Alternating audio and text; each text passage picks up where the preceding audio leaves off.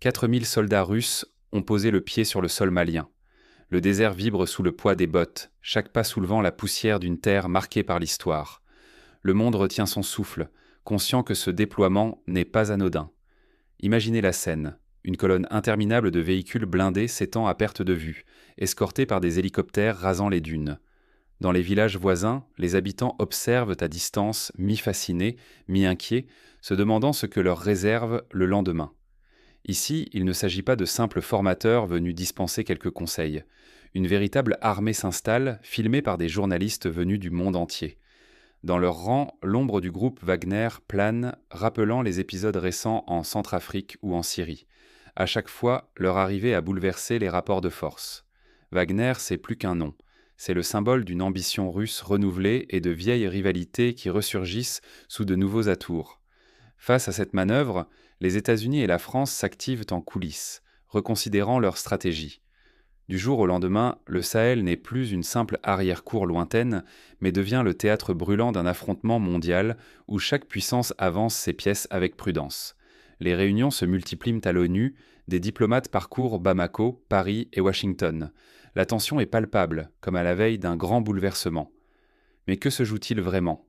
Derrière le paravent de la lutte antiterroriste, un enjeu bien plus vaste émerge, le contrôle des ressources stratégiques. Or, uranium, lithium, tout ce qui alimentera l'énergie et la technologie du XXIe siècle.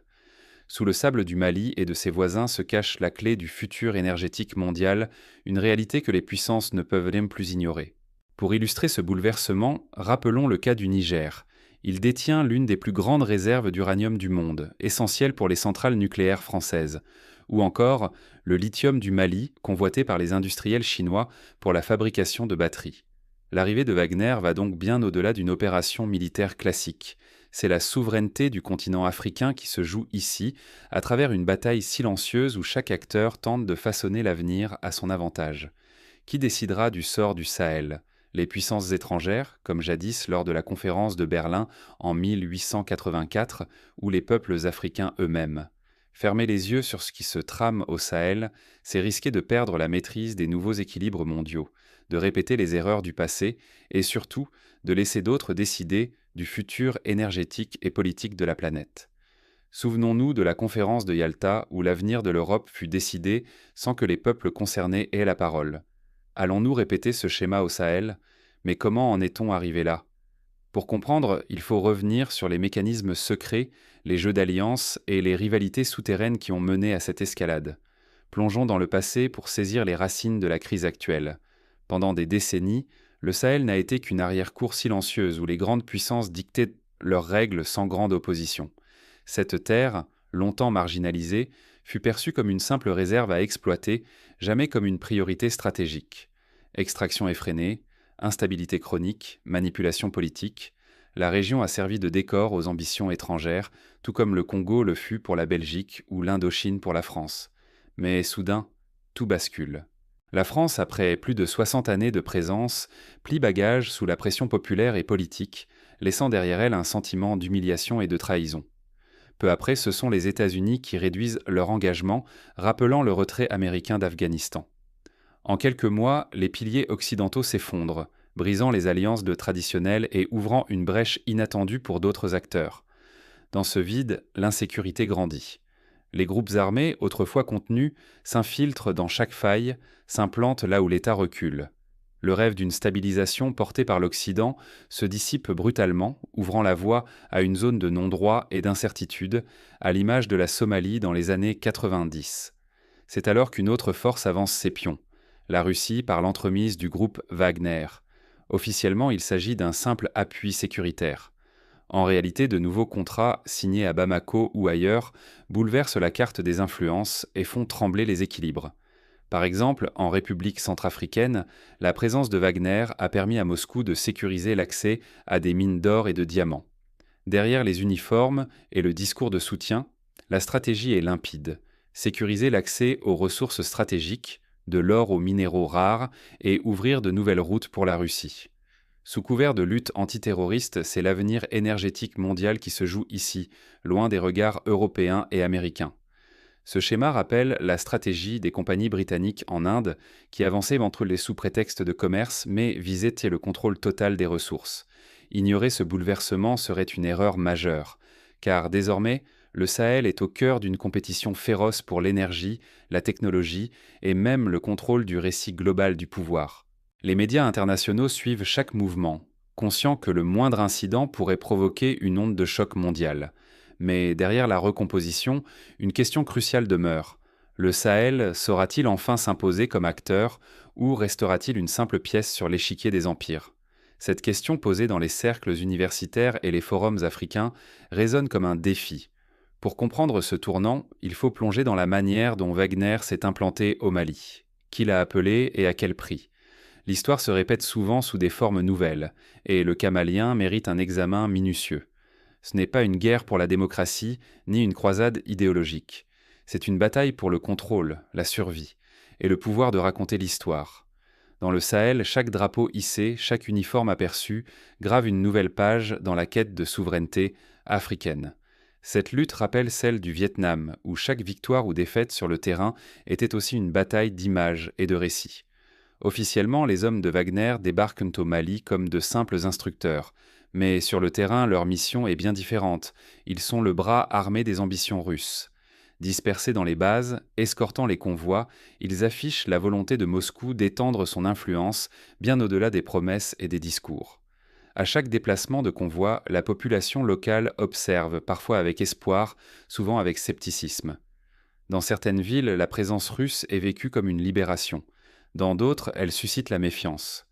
Face à cette poussée, les puissances occidentales crient à la recolonisation. Les capitales européennes s'inquiètent, dénonçant l'ingérence russe et la montée de nouveaux autoritarismes. Mais Moscou brandit un argument de poids. Elle n'impose rien, elle répond à une invitation officielle. Pour la première fois depuis des décennies, l'intervention n'est pas masquée, mais assumée comme un partenariat demandé, du moins en apparence. Ce fut déjà le cas en Syrie, où la Russie affirmait répondre à l'appel du pouvoir en place. Dans les rues de Bamako, Ouagadougou ou Niamey, une nouvelle ferveur émerge. L'anti-occidentalisme progresse, nourri par la fatigue de décennies de missions étrangères jugées inefficaces ou humiliantes. Des jeunes chefs d'État, comme Ibrahim Traoré au Burkina Faso ou Assimi Goïta au Mali, incarnent ce souffle de résistance, revendiquant le droit de choisir leurs alliés et de rejeter les ordres venus de Paris ou de Washington. Cette dynamique rappelle les débuts du mouvement des non-alignés mené jadis par Nasser, Nehru et Tito. La guerre silencieuse ne se limite plus au terrain militaire. Elle s'étend aux réseaux sociaux, aux médias, jusque dans la musique populaire. Les symboles de la résistance circulent, drapeaux russes, slogans anti-impérialistes, vidéos virales où chaque patrouille Wagner devient un acte de défiance. L'opinion publique se façonne désormais au rythme de la propagande, dans une bataille d'images et de récits où chaque camp tente de rallier la rue à sa cause. Un exemple frappant, sur TikTok, des millions de vues pour des chansons célébrant la libération du Mali. La compétition s'intensifie. La France tente de préserver son influence avec des partenariats militaires et culturels, multipliant les échanges universitaires et les coopérations artistiques. Les États-Unis misent sur la coopération sécuritaire et la pression diplomatique en soutenant l'Union africaine et en finançant des projets de développement local. La Chine, plus discrète, avance ses pions par des contrats miniers et des chantiers d'infrastructures, à l'image du projet d'aéroport de Niamey. Tous convoitent les richesses du Sahel. Or, uranium, lithium, ces matières premières vitales pour la révolution technologique mondiale. Chacun déploie sa stratégie, mais la logique reste la même: sécuriser, contrôler, exploiter. Pour les populations, le calcul est pragmatique. La protection ne se mesure pas aux promesses, mais à la présence concrète sur le terrain. Qui répare les écoles détruites, qui repousse les groupes armés, qui ravitaille les villages isolés, pour beaucoup, peu importe la bannière du moment que la sécurité revient et que la vie quotidienne s'améliore, même un peu. La mémoire des trahisons passées rend la confiance rare, mais la fatigue de l'insécurité pousse à accepter des alliés autrefois impensables. Cette logique s'observait déjà lors des interventions de l'ONU au Libéria ou en Sierra Leone. Derrière ce bras de fer, l'enjeu est immense. Si le Sahel échoue à imposer son propre récit et à contrôler la narration de son avenir, il risque de devenir un simple théâtre de guerre par procuration. La souveraineté serait sacrifiée, les décisions prises ailleurs et la vie des populations reléguée au second plan. Les luttes locales seraient écrasées par la froideur des intérêts extérieurs et le réveil africain pourrait n'être qu'une illusion vite étouffée sous le poids des ambitions étrangères. Mais la partie est loin d'être terminée. Le destin du Sahel n'est pas encore figé dans le sable. La région saura-t-elle transformer cette crise en tremplin vers une véritable autonomie? Ou sombrera-t-elle dans un chaos orchestré de l'extérieur? Au cœur de cette tempête, une question obsède les décideurs. Où se joue vraiment la souveraineté? Sur le terrain ou dans la capacité à imposer son récit au monde? Cette interrogation rappelle celle de la guerre froide, où chaque bloc tentait d'imposer sa vision du monde. Aujourd'hui, le Sahel tient le monde en haleine. Le choix que feront ces peuples et ses dirigeants bouleversera l'équilibre global. Une tempête approche, mais l'issue reste incertaine. Comme lors de la crise de Suez, le moindre faux pas pourrait provoquer un embrasement régional aux conséquences imprévisibles. Dans l'ombre, la valse des armées s'accélère. Les forces françaises, américaines et russes multiplient les manœuvres, chacune cherchant à imposer sa marque. La présence de Wagner continue de hanter les esprits, mais de nouveaux prétendants apparaissent. Chaque convoi blindé, chaque avion cargo, chaque déploiement n'est pas qu'un acte militaire. C'est un message adressé à la planète entière. Les satellites espionnent, les analystes décryptent, les chancelleries s'inquiètent. La tension, déjà à fleur de peau, menace de basculer en conflit ouvert par procuration. Le Sahel, épuisé par des décennies d'interventions et de promesses carrément trahies, risque de devenir l'arène d'une guerre qui dépassera largement ses frontières. Quand les grandes puissances s'affrontent sur une terre déjà blessée, la frontière entre ordre et chaos devient plus mince que jamais. Le spectre de la Syrie ou de l'Afghanistan plane sur la région. Mais l'impulsion ne vient pas seulement de l'extérieur. Inspirés par le Mali et le Burkina Faso, de plus en plus de voix locales réclament leur part et affirment leur droit à choisir leur avenir. Les juntes se durcissent, la société civile s'organise. La vague souverainiste progresse, redessinant la carte des pouvoirs à l'intérieur et au-delà des frontières. Chaque déclaration d'indépendance vient défier un ordre hérité d'un autre siècle. Ce fut le cas avec la création de l'Alliance des États du Sahel, qui marque une volonté d'union régionale. Cet élan n'est pas sans péril. À mesure que les alliances se font et se défont, le risque de fragmentation et de division interne grandit. Les tensions ethniques, parfois instrumentalisées par des acteurs extérieurs, s'enflamment. Les populations civiles, premières victimes, fuirent par dizaines de milliers, cherchant un refuge où la paix tient encore debout. Pour exemple, la crise humanitaire au Soudan du Sud, où l'instabilité régionale a précipité des déplacements massifs de population.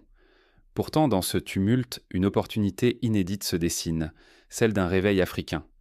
L'Alliance des États du Sahel, l'AES, tente de reprendre la main sur sa sécurité et son développement. En unissant leurs forces, en coordonnant leur diplomatie, ces États posent les bases d'une solidarité régionale nouvelle, capable de proposer une alternative aux anciennes tutelles.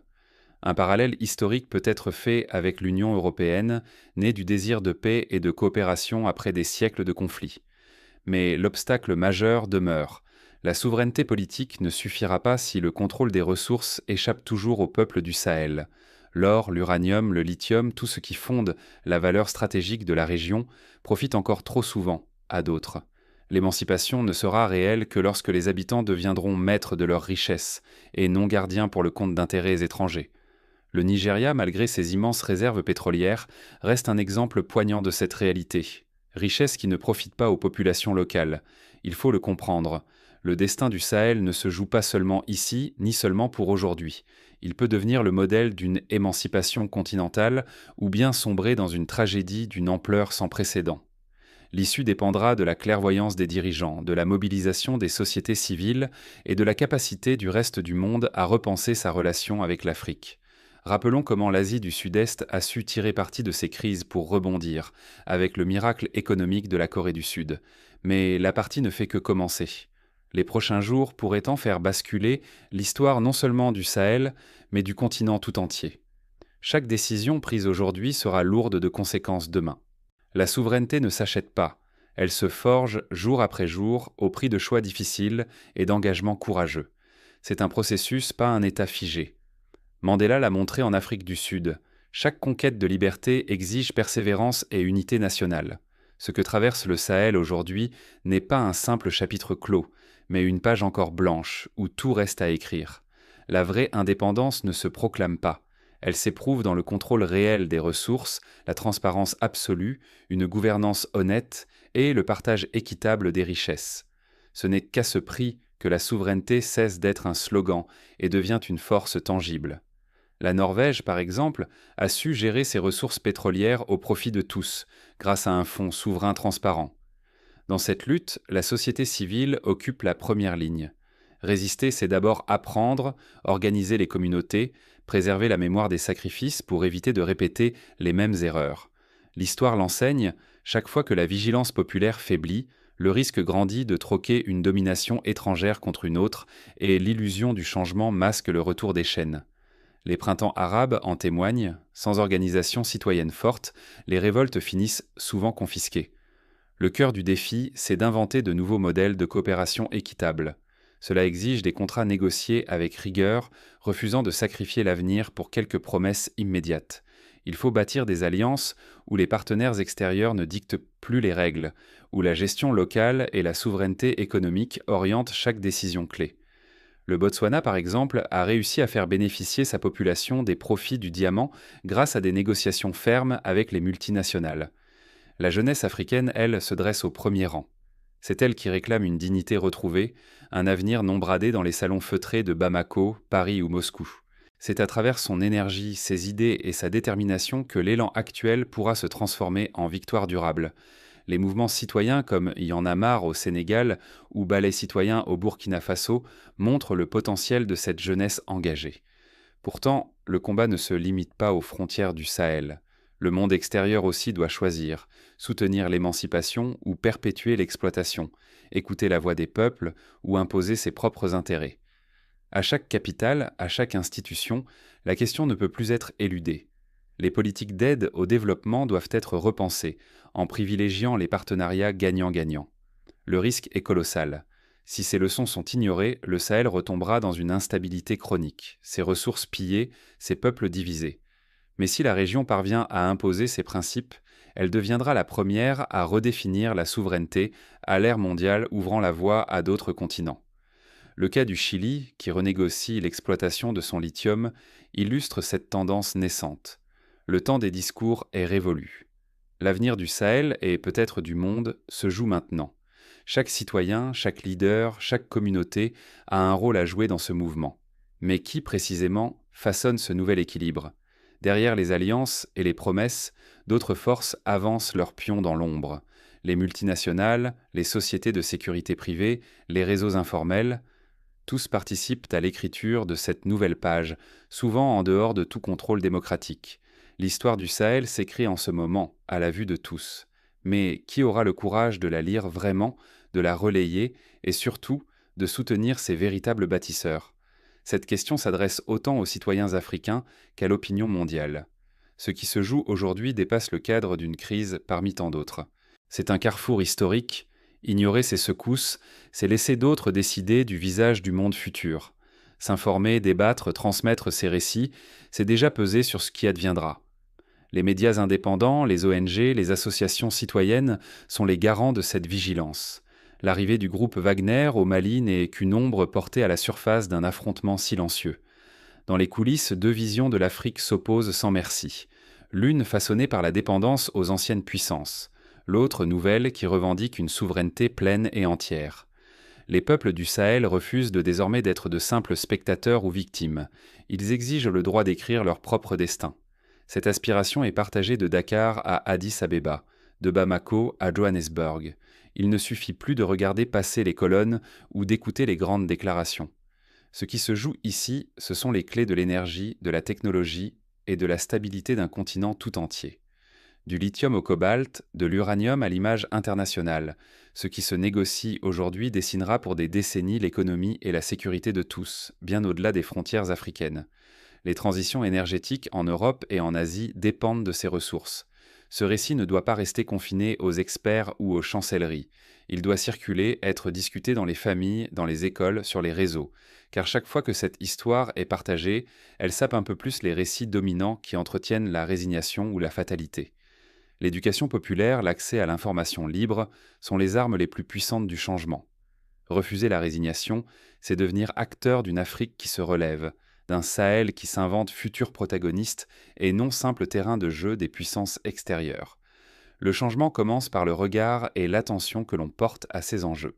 Chacun à son échelle peut agir en s'informant, en débattant, en soutenant les initiatives locales. Alors posons-nous la question: quelle Afrique voulons-nous voir émerger demain?